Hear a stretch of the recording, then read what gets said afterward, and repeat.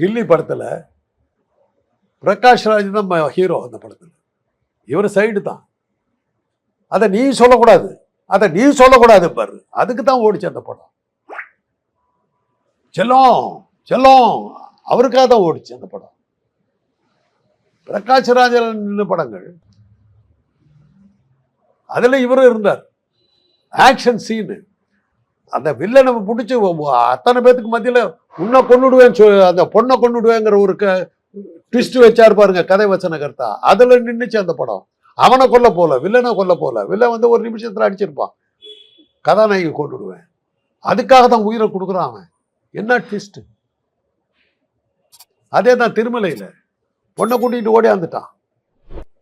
அந்த கல்யாண வீட்டுக்கு கூப்பிட்டு போறான். எந்த தப்புமே செய்யாத அந்த மாப்பிள்ளை எப்படிடா நீங்க தண்டிச்சிங்க கேட்கறான் கதாநாயகன். அந்த ட்விஸ்ட்டை வசனகர்த்தா வச்சான். அதுக்காக ஓடிச்சு படம்.